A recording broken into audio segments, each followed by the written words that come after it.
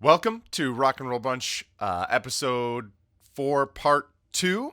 Today we're going to be talking about some Morgan Wallen, potentially racist news. Definitely and we're racist. also going to review... Not potentially. Definitely racist. Okay. Fully racist review stuff, and then... No, not fully racist reviews. The review's not racist. Reviews and stuff. We're also going to be talking about the debut EP from Camp Trash, so stick around. Ladies and gentlemen, boys and girls, welcome to the Rock and Roll Brunch podcast. This is episode 4. My name is Josh Marcanti. With me, as always, my two co-hosts, Mr. Dane Erbach. Dane, how are you this morning? I am doing okay. Oh, bright and early, up and at 'em. I'm fine right now. I feel like last week I was sort of like, but I'm good. I'm all right. Yeah, I'm caffeinated. Good. What does your mug say again? I'd say this isn't enough coffee. But, This is indeed not enough coffee. yeah, but I've drinking most of it at this point, so I'm good. The other man you might have heard is Mr. Chris Marcanti. Chris, how are you today? Oh, I'm great. I'm great, Josh. I think we should address the elephant in the room. Yeah. though. So tragedy struck, right? Yeah. One of our own has fallen.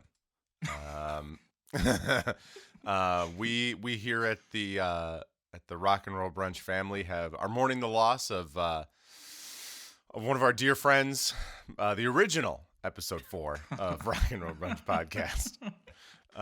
This actually, all things on the table is a re-recording of the first version of episode 4.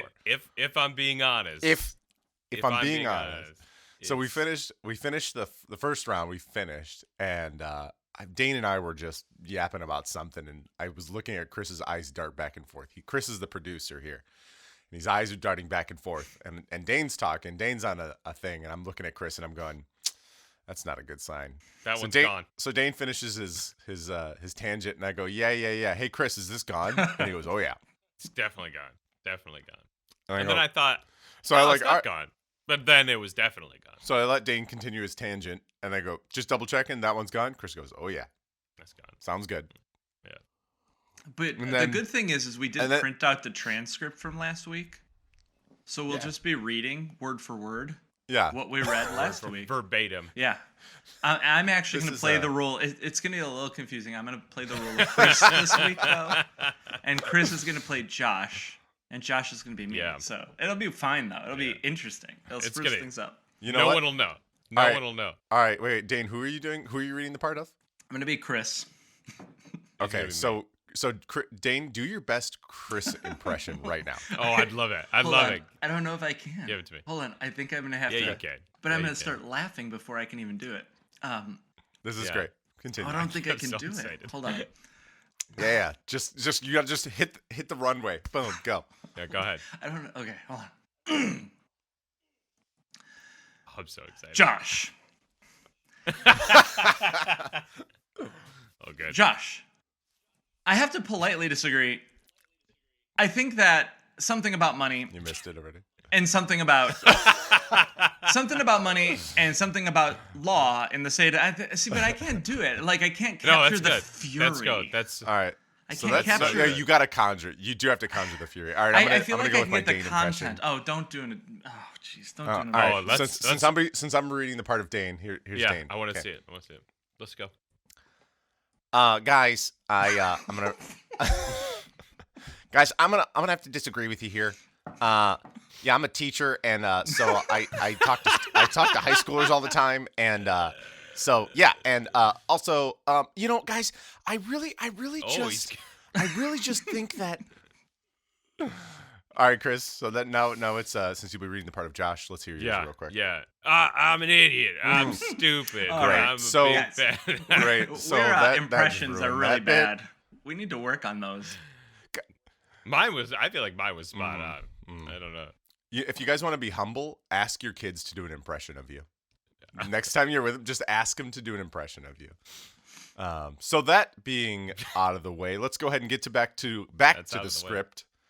and start talking. Today we're gonna be talking about how the biggest country musician in America is a disgrace. This is an article brought to us by The Atlantic. We're talking about 27-year-old country singer Morgan Wallen and how he recently said a racial slur and how that has not stopped his musical career. This is at least a few weeks old now, but at the time of the article, he had the #1 album in America. I don't know if that's still true. Do you guys know if that's still true? I don't know. I don't. I bet I would. Yeah, Chris is gonna get on that as our resident researcher. But yeah, he had was caught on tape saying a racial slur, and then there was this kind of a counter movement to really propel him and his career, despite the music industry at large attempting to cancel him effectively. But yeah, I mean, still #1. Still #1. So that means that means it's got to be at the at the time it was according to Rolling Stone. Yeah. Rolling Stone has their own chart now. Sure. Like a music chart, like Billboard. Yeah, they do their own charting. That's interesting. So, with that being said, I'm going to put this to you guys. Do you think that cancel culture as a whole, at least in the music industry, is it on the decline? Is this a GameStop effect kind of thing going on, where there's just the only reason that he's there is because there's a concerted effort online to counter program this? Dane, what do you think?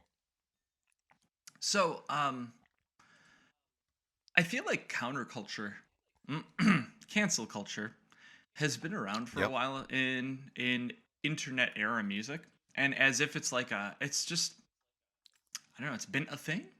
And it's nothing like, it's nothing too like strange to hear that a person who uses the N-word in a video is being asked to kind of like, I don't know, back away a little bit. I feel like I can think of a handful of examples of times when the internet has kind of canceled artists, even indie artists, and not like literal pop, like literally the most popular artists in country music. Like an example I think about a lot is this band Power Bottom that had a whole bunch of hype. They had kind of like a, I don't know, crazy like kind of gritty sound to them, but were also kind of poppy. I don't know, like they were kind of punk, but not really like didn't fall they fell in an interesting way just outside of the boundaries of what a lot of people would consider punk. But then there were some sexual assault allegations, and the band, and the label, which I think was Polyvinyl at the time, who had sent out, like the album to publicists or to publications to be reviewed, and people were already listening to it and stuff, and we're getting ready to post the reviews. These allegations came out, and the release stopped in its tracks, and I like the band was dropped from Polyvinyl, all their music was thrown off the internet, off streaming services and stuff. The band went silent. And to me, if that example, here's a band that was going to release the #1 indie record that year. I mean, for sure, it had that kind of level of hype to it. If somebody commits allegations, right? Or somebody commits sexual assault and somebody has accused them of it, I think it's a really good time to stop, take a step back, assess the situation, and all of that stuff. But I don't think ruining someone's career is how do I want to word this? I feel like it's very easy to. I feel it's very easy to ruin someone's career, and perhaps in certain situations it's justified. Are allegations enough to do that? Now, that situation, and like Brand New is another example. We could list a bunch, right? In this case, though, Wallen was caught on video saying something pretty awful. Right. I think it's okay for us to cancel people, right, in our lives, and personally as music lovers, who don't. I think it's fine and normal for us to say, "Oh, I don't like that guy using the N-word. I'm not going to listen to the music anymore." And that doesn't feel like cancel culture to me, right? It just feels like we are giving someone a consequence, or we are just, as music lovers, choosing not to like that music anymore, and that's okay. I don't just think like making an individual choice. Yeah, I don't think that feels like we're, as a movement, anyone's being canceled. Ironically enough, and this is where I'll pass the baton. Ironically enough, it's the response to that, though. It's the that response to that cancel culture has had the opposite response, as to what I think most people would probably do when they learned that their favorite singer is a racist.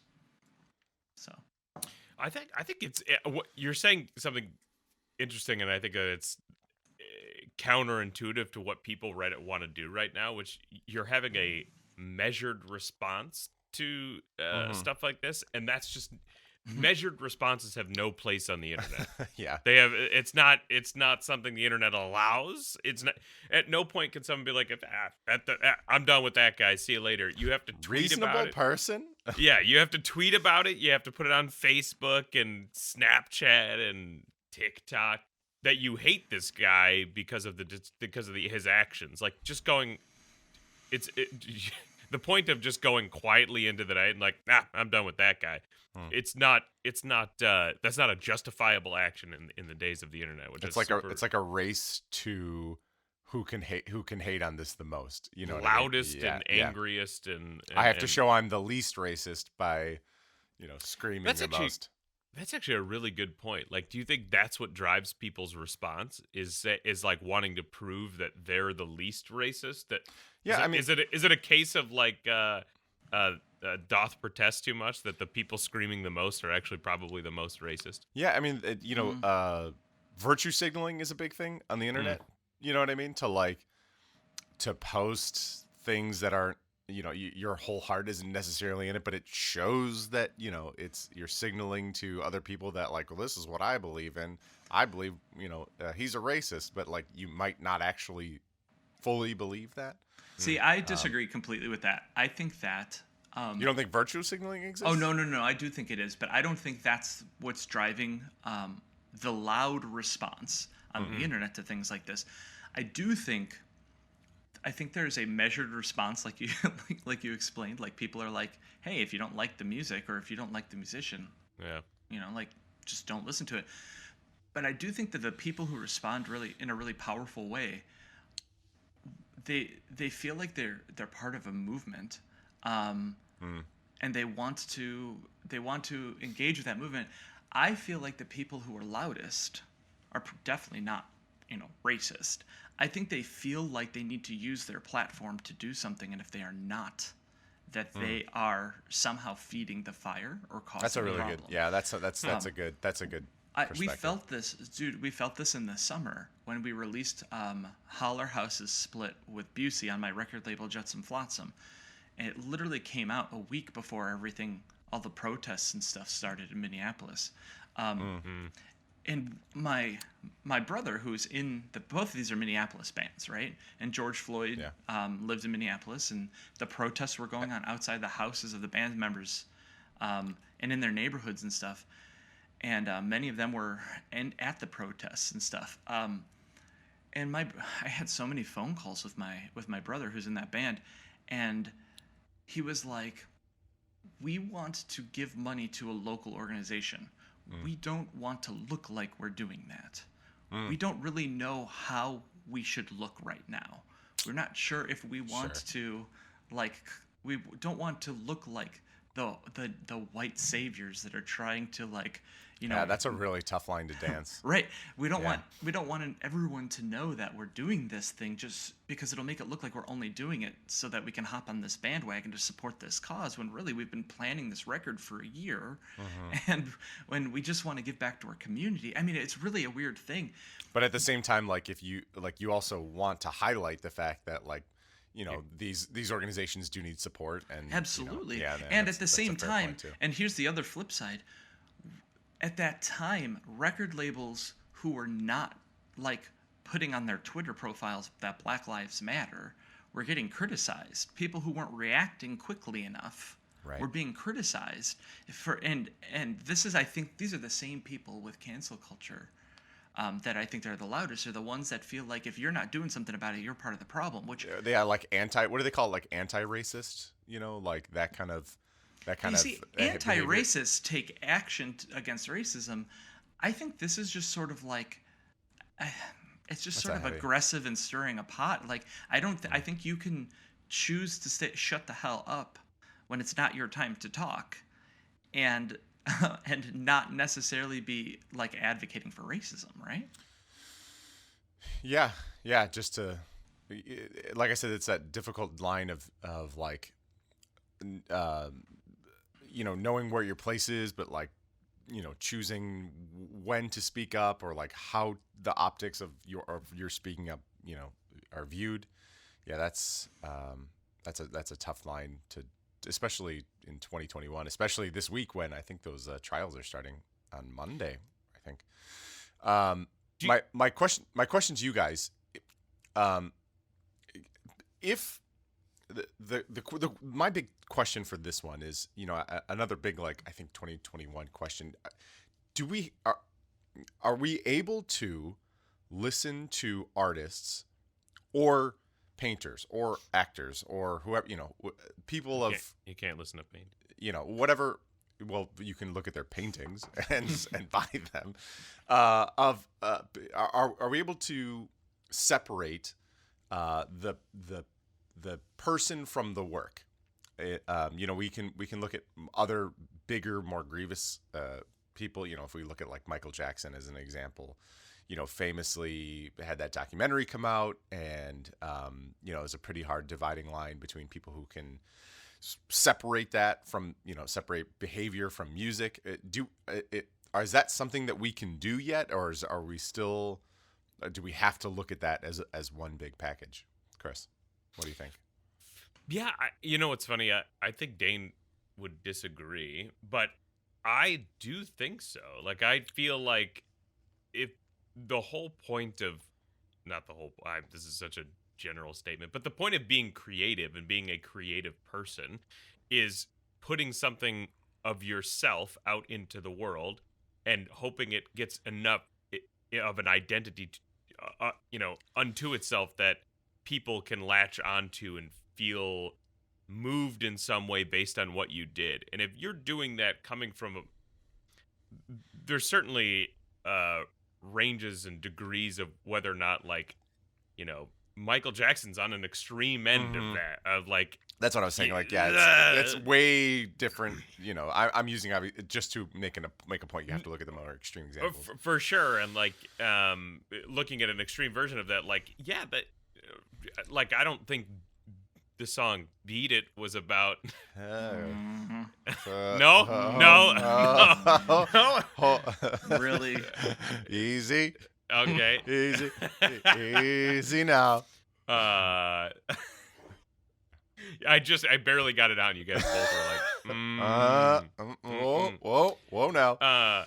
Obviously, he's not writing songs about doing the things that he was doing, but at the same time, it's coming from the same place. And so you're like, I don't know. Is there a weird connection to that I don't want to feel anymore? You know what I mean? To that kind of music. Do I think that, Easy. Yeah. Oh, yeah, mini stroke there. Do I think, I think everyone has, to Dane's point, I think everyone has to make that decision for themselves and how they want to respond to it as well. Like, if Jimmy from Polar Bear Club ended up being a racist, and just coming out and saying racist things, would I stop listening to one of my favorite bands? And like, yeah, it's a tough call because like I love Polar Bear Club, and then you're just constantly asking yourself, like, is this coming from a bad place? And I'm enjoying the creativity that's coming from a bad place. Like it's such a tricky needle to thread. Like for as an example, like we were driving in the car and we had a playlist going. It was me and the two kids, and Michael Jackson literally came up, and I had to think, like, do I want to show them this music? Like, the music is iconic, legendary, but like it comes with it, or do you just deliver all of it? Do you deliver, when the time is right? Do you deliver the entire package? I don't know. I don't know where I land. Can you separate the artist from the work? Can you appreciate the work without the context of the artist? What's funny is I think that extreme versions of it are probably significantly easier to answer than the like light racism. Yeah, for sure. For sure. Well, and so I think I definitely, by the way, agree with you, Chris. Like, I think it's really uncomfortable to listen to an artist who, dude, I think it's uncomfortable to listen to an artist that I've heard is just sort of an ass. A dick. Yeah. Like, I feel that like happens for me in like movies. If I know an actor's an ass, I'm just like, I don't even want to watch this. Yeah. I mean, it's like, and because I don't want to, for that same reason, I don't want to listen to a song thinking like, oh, this is coming from an asshole place, right? I guess I think of it more though in, I do think a little bit of this slippery slope of like, like, if it's a person whose ideologies we don't like, are we allowed to, like, should we just not like their music because they might be on a different side of the political spectrum from us? And I think that's definitely, or, and some people would say, yeah, but I think a creative person who thinks differently than me can still create good music, right? I think it crosses the line when when it's stuff like sexual assault, or, like if you're an accused rapist, or if you're caught on tape being a racist, like, why would I want to listen to music? Yeah, that's coming from a racist. Like, I think Brand New is a great example. It turns out that the dude from Brand New is kind of creepy towards underage fans. If you go back and listen to the content of their music, right? And I mean, it's perhaps those songs, like Michael Jackson, weren't written about those particular topics, but gosh, I don't want to listen to them and think about it anymore, Yes. like, Yeah. But that is solely due to the artist and like his choices and his lifestyle and stuff, and that's just who I want to be. There was one other example we talked about last week. Who was it? About the other one. You mean in the first time we recorded this one? That's what he made the first time. Yeah. We talked about. I'm looking in the transcript. I can't. I jotted down "As I Lay Dying," who the lead singer, had put out a hit on his wife. Tried to kill his wife. Mm-hmm. Right, and then he went to jail for a little bit, and then they came back, and now he's touring. Another big example of almost identical situation would be Post Malone. Who's been on tape saying similar words, and by no means has been canceled. But the difference with this example is that the political climate right now in the United States has made it so that throwing around cancel culture has fired up a certain political base, so that people are going to respond to it in defense of that thing. Yeah. And that's what I was talking about, the GameStop effect. Right. Not because they all believe that racists who use the N-word should be protected, right? But because they want to go against what they perceive to be a left-leaning phenomenon. Correct. Like, who's going to argue that Black Lives Matter? Racists, right? But now the idea of Black Lives Matter has become so politicized that just that phrase is enough to rile up it's another like politically, just the phrase is politically charged. Mm-hmm. Yeah. And other, PC culture has been turned into something like that. Woke, the word woke is being thrown around in kind of this tongue-in-cheek way, where before it just meant that you were awake enough to the issues to take a side that seems morally correct. And now people are just making fun of it and saying like, oh, you're from Antifa if you're woke, right? And it's like, so the point is like, in the case of Wallen, which is I think still an unusual case, I think it's just bizarre that the political climate was enough to create a star out of someone who probably doesn't deserve to be a star, who and probably, you know, whose music may not be that much different from other pop artists, pop country artists right now, but because he's like kind of the leader of this crusade right now, even though he's and probably is that like unwillingly doing it, right? I wonder, and I wonder if like if you told him, hey man, guess what you're the leader of?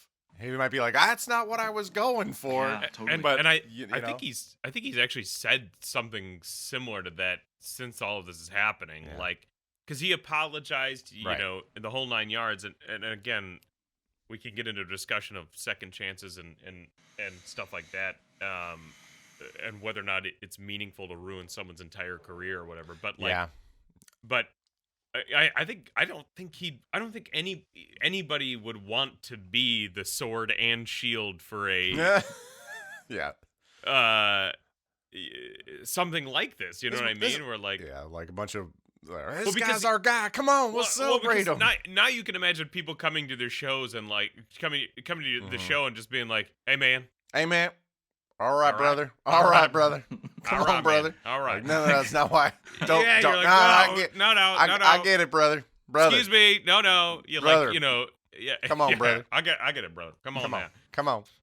Yeah, you can imagine that happening and it being, you know, whatever. And I'm not saying that's how he feels. Maybe he's like ready to go. Maybe now he's fired up that people are finally hearing him for who he is. Or I don't know.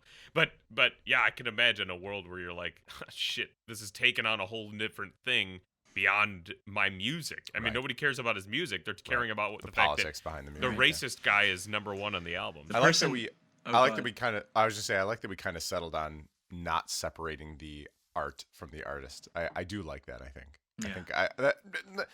you know, or at least like, hey, we can have this conversation about not separating the art from the. Dane, you were going to say something. I was just gonna start sliding in there that the fact that you know, to go back to the virtue signaling and all of that the real virtue signalers in this case are the streaming services and the record label who are like, no, yank this guy, we're going to suspend him.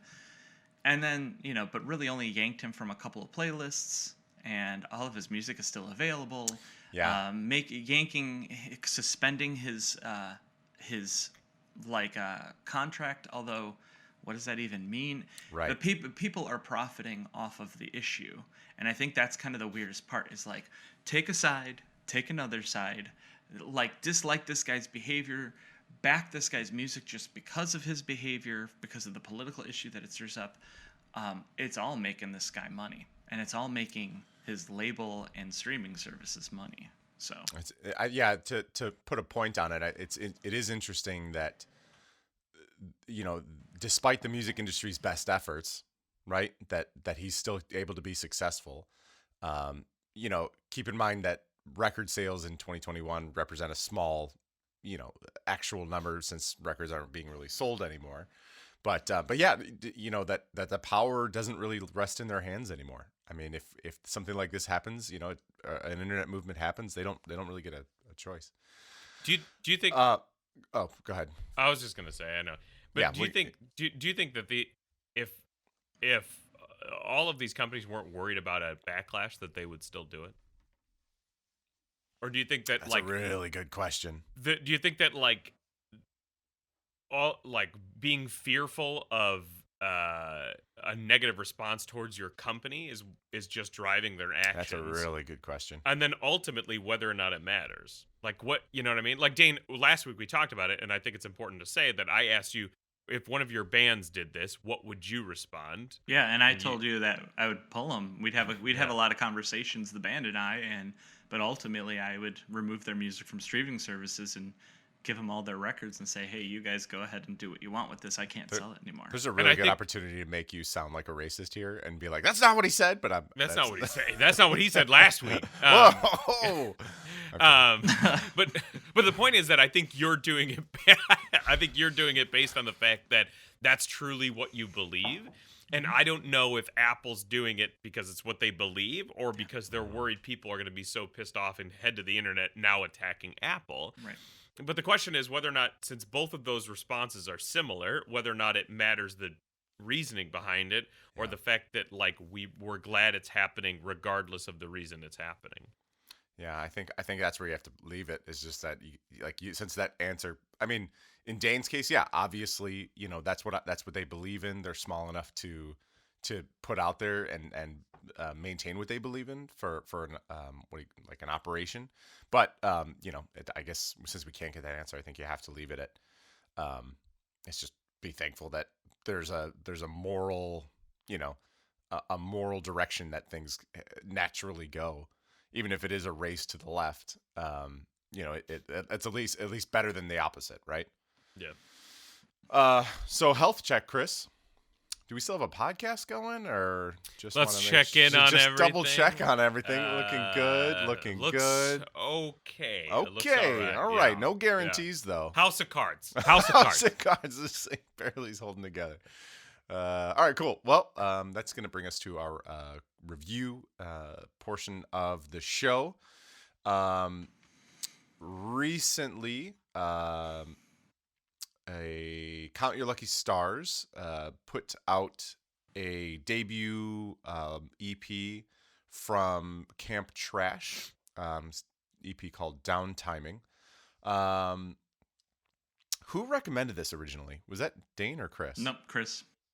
Ah, seems like Chris. a Dane recommendation, but it does seem like a Dane recommendation. You must be rubbing off on us.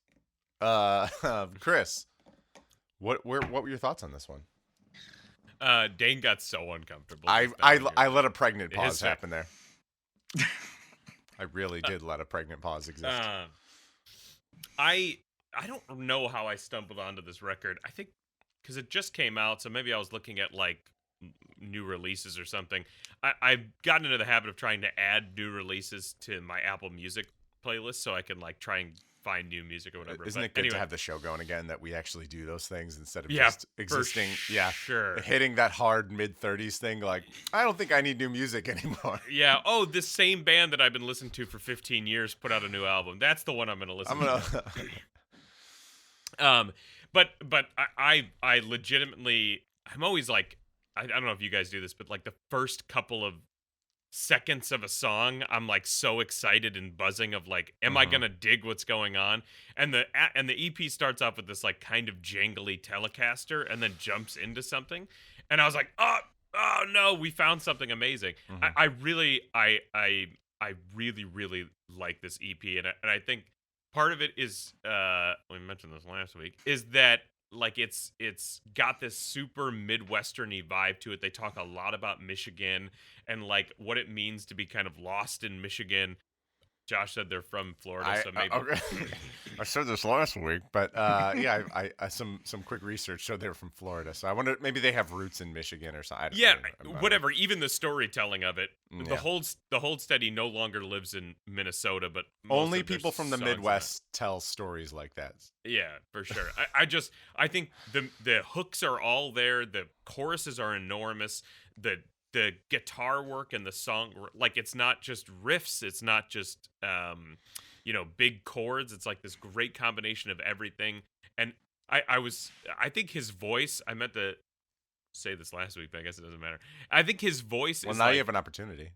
Here we are. That's why you crashed the whole thing last time. Just so I could get this one point out. I think I don't like Saves the Day because I think that guy's voice is really annoying.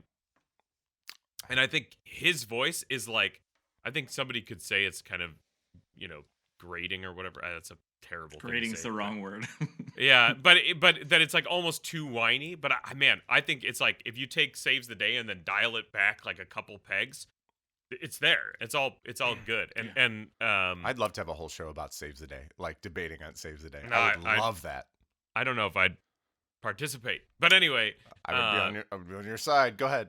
I would fight both of you about Saves the Day. So. I can't believe that. Yeah, now I'm gonna find a Saves the Day story for one of the future shows. They have actually a lot of interesting stuff going on. They're doing a Patreon anyway. I'm in love with this EP, and also it made me realize that I love EPs. I'm like a really big fan of 4 or 5 song albums because they're like a perfect length of time between having to be on Zoom calls and stuff or work. But anyway, I'm a big fan. I thoroughly enjoy the EP. Yeah, since I know already what Dane's review is, I'm gonna go compliment sandwich. I'm gonna go compliment sandwich. Just shut it down. Yeah, I'm gonna go. I'll hop in here. So to your last point, yeah, I'm really finding EPs very digestible. Very, I can get the gist of what's going, especially with a new band. Very like I can get the gist of what these guys are doing, what they're about.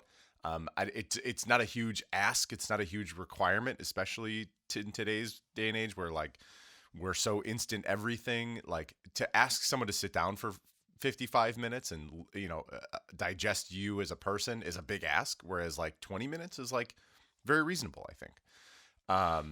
Yeah, this EP didn't do for me what it did for you. Now I definitely agree that fuzzy Telecaster sound like definitely hit off where I was like, oh yeah, I can get behind that. Like finding the most indie guitar sound you possibly can and recording with it. I definitely liked, like Weird Carolina was like out of the entire EP was the track that I was like, okay, if I heard a record that was like full of this, I think I could really get behind it. And what I said last time is that I definitely, for a new EP, a new band, first EP, I by no means, I do not want to like punch down and be like, it sucked. Cause that's not, I don't think it sucked by any means. I think if you liked it, it was, and it cued off to you, then great. That's totally for you. It just didn't hit off for me. When I'm listening to music, I'm always like looking for that thing that kind of catches me. And nothing kind of caught me in this one where I was like, oh, okay. Minus with the exception of Weird Carolina. Nothing really just kind of grabbed me. So yeah, it didn't hit the way that it hit for you, Chris. Dane. Yeah, so I've been thinking a lot about this record, also since last week. Oh. And one of the things that I've been thinking a lot about when I first was listening to it is that the record label, Count Your Lucky Stars, which was kind of launched as an emo revival record back before. I mean, I feel like even emo revival has become a phrase that's kind of elicits eye rolls now. But I feel like that record label was releasing this really cool music, and then they kind of went to sleep. And they've woken back up and they were announcing tons of new records and new artists and new bands, and Camp Trash is just one of them. And so I'm here to like thumbs up that record label in general because I think they're just an awesome record label. And I almost feel like you could almost randomly pick something from their Bandcamp and it would be good. I mean, I would 100% back it. Camp Trash is really interesting. And I've been trying to, because I feel like Chris, like when he passed the record or recommended the record and I listened to it, I was like, oh, this is interesting. I've been thinking though a lot about last week and what I like about it, because of Josh's review, honestly, and him being like, yeah, it just didn't catch Josh me. so You're welcome. So I think that what I like about it is that it just reminds me of the kinds of music 10 years ago that people were calling emo revival, and that, I don't know, it feels like a record that could have been released 10 years ago, which kind of makes me excited. It reminds me of bands like Into It Over It or Everyone Everywhere, although not quite like that at all. In fact, I meant to say this last week. Now you have an opportunity. Yep. I was trying to figure out which band it really reminds me of, and Modern Baseball released this full-length Sports out of nowhere, and everyone kind of ate it up, and it went cuckoo bananas over it. And this reminds me of Modern Baseball. I can see that. I can definitely see that. Before Modern Baseball became a thing that was equated with something, with like mental health and this whole other kind of like camp of subject matter. To me, this reminds me of like that, the guitar tone, the sort of style of singing and stuff like that. Here's the other thing too. And I feel like with a totally different kind of singing, this band would straight up be like the Gin Blossoms or the Smithereens. Like their guitar tone, that Telecaster, we keep talking about that guitar tone. I don't know if they're like, they've got an acoustic guitar like track over it or something, but it's kind of got this crystally sort of like twang almost to the guitar playing. I feel like in a different context, there's something like, I don't want to say alt country because that's not the right term, but there's this sort of like, like 90s folky guitar Right, I was going to say folky, yeah. going on. I don't know. And Weird Carolina, I think, to me, is my favorite song. And I think it just builds up to this great chorus, or the chorus, the way they were come back to the chorus at the end and build up to it. I really like the drum part that's like, like it's just a good. How does it go? Wait, what is it? I'm not gonna do it again. A magician only does Let's his go, tricks Kyle. once. Come on, baby. But I mean, I think Bobby is a really catchy song too, and I think all of these songs have this sort of memorable hook. But I guess the thing I like most about them is they remind me of a certain time and place, and they get me thinking. Oh, Sprainerd was another band that this kind of reminded me of. Remember Sprainerd? Yeah, of course. Yeah. I mean, did we review a Sprainerd record? We might have. I feel like did, yeah. I feel like they're a little more like rough and tumble, but this record reminds me of that era, and so I guess what I'm getting at is I really liked it, not just because the music was catchy and it was fun, but also because it kind of made me think in a weird way. It was kind of a strangely cerebral record. So I think these guys. What's funny is I think these guys are younger too. So it's funny that they harken back to like maybe a sound from the 90s or from the early 2000s. You know, that's kind of interesting. So Chris, where's this one gonna kind of sit with you for this year? Not only for stuff that we've reviewed, but also your when you think about this year in review, where is this one gonna sit for you? Yeah, I mean, I don't know about it necessarily in the whole year, but certainly leading up to the review last week, and since last week, I've been listening. It's been in a pretty big rotation. I don't know if something will unseat it and then I'll forget about it as it drifts down into my recently added on Apple Music. Like sometimes I find myself just cycling only through the recently added stuff. I hear that actually. Yeah, accidentally. It's just like you're looking for something quick and you just hit it or whatever. Totally. But I'll come back to it, later on in the year and everything like that. But certainly Bobby and Weird Carolina, like some of those songs I'm gonna feel like listening to outside of just putting on the whole EP. Yeah, for me it was unfortunately it was something that I got off my phone. I feel bad saying it, but it's just like I said, it just didn't grab me. Like ultimately for me it was kind of forgettable. So that being said, give me a full record and I will totally listen to it and continue to keep an eyeball on these guys. But yeah, for this one, for me, it's probably not going to continue to track for the year. Dane, what about you?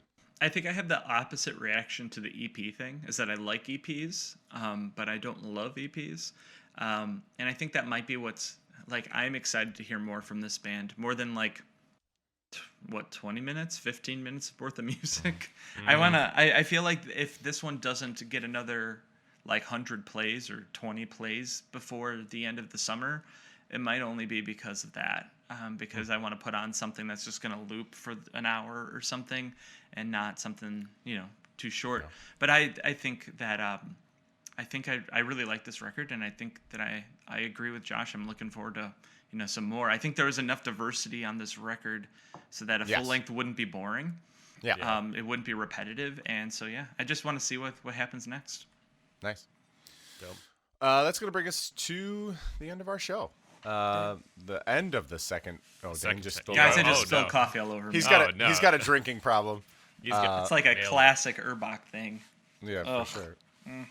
So I like how you wiped your mouth too. You literally were like, "That's gonna find its way back." Oh gosh, real drinking problem. Well, that's gonna do it for episode 4, part 2. Thank you guys so much for joining us today. Dane, where can people find what's going on with you and checking in on some of your stuff? Anything, if you Google Jetsam-Flotsam, which is my record label, that's an easy way to look things up. Jetsam-Flotsam.bandcamp.com is a good starting point, and it'll lead you in other directions from there. Cool. Chris, what about you? Where can people find what you're up to online? The throwbackschicago.com. Ooh, getting back up to it. Ooh, ooh, ooh. Oh yeah, baby. Cool. And yes, for me, you can also check out Throwbacks. And this is me on the internet. I hide pretty good, so this is it. This is it for me. Cool. Well, guys, did you feel like this episode was like a little tighter? Should we just do 2 of the same episode every time? Every single time. A little more, a little bit more point, a little more to the point, stuff like that. Indeed. All right. Well, that being said, thank you guys so much for joining us, and we will check you next time. Speaking of check, please.